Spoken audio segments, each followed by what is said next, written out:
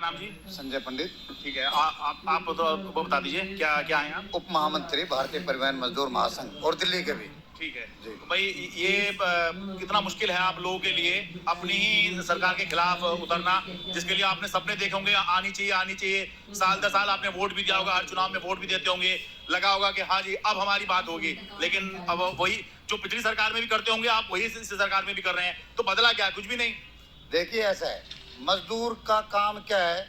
अपनी मजदूरी करना और अपने परिवार का पालन पोषण करना। बिल्कुल। वो रोड पे तब उतरता है जब उसके सारे दरवाजे बंद हो जाते हैं। और जिस तरह से आज के दिन ढकोसला ज्यादा और रोड पे कार्य कम।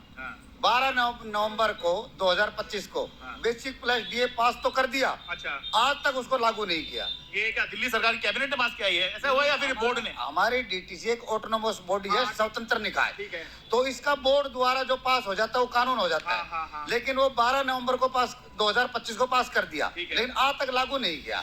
इस विषय में हमने परिवहन मंत्री जी से भी बात की, लेकिन उन्होंने भी बातें वही घुमा फिरा के गोल मोड़ रख दी, मैं ये करेंगे वैसे करेंगे, लेकिन जो कर्मचारियों को मिलना चाहिए उसकी अपेक्षा बहुत दूर है। तो ऐसी बातें तो केजरीवाल सरकार में भी होती होंगी गोलमोल? केजरीवाल सरकार का तो सब कुछ ही गोल था। अच्छा। उन्होंने तो पूरे 10 साल तक घुमाया है पब्लिक को। क्या क्या है? पर मिला तो इसमें भी कुछ नहीं अभी तक। नहीं मिला इसमें। देखो, हम उनके खिलाफ भी सड़कों पर उतरे और इनके खिलाफ भी सड़कों पर उतर रहे हैं, क्योंकि संगठन का कार्य है कर्मचारियों के लिए काम करना। वो ठीक है, तो मैं कह रहा हूँ हासिल क्या हुआ भाई? सरकार भी बदल गई, आप पहले भी ऐसे ही आंदोलन कर रहे थे, आज आप भी आप आज भी वही आंदोलन कर रहे हैं, बदला क्या? कुछ भी नहीं। देखो ऐसा है, बस ये कि वो आपसे मुख्यमंत्री मिल लेती होंगी। नहीं मिलना है वो एक अलग विषय है। हमें फोटो खिंचवाने का शौक नहीं है, ना हमारी कोई पहचान बन रही है उससे, क्योंकि हम कर्मचारी के लिए काम करते हैं, कर्मचारी के हित में कर्मचारी के साथ रह के काम करते हैं, तो हमें वो पहचान की जरूरत नहीं है। हमारा मेन विषय है कि जिस कर्मचारी हमारे साथ जुड़ा हुआ है, कार्य कर रहा है, डीटीसी का है, अब तो बिना उसके लोगों को टर्मिनेट भी कर रहे हैं। बहाना चाहिए, किसी भी कर्मचारी को बाहर निकाल के इनका बहाना बन गया है। और मैनेजमेंट जिस हिसाब से कार्य कर रही है, तो मेरे ख्याल से उनको सरकार की भी शय है उनकी तरफ ने, तो सरकार ने जो करना चाहिए वो काम नहीं कर रही है। तो बस हमारे पिछली सरकार में भी ऐसे टर्मिनेट हो जाया करते थे, बल्कि पिछली सरकार डरती थी टर्मिनेट करने से। हाँ, पिछली सरकार डरती थी, और ये सरकार ना हो जाए।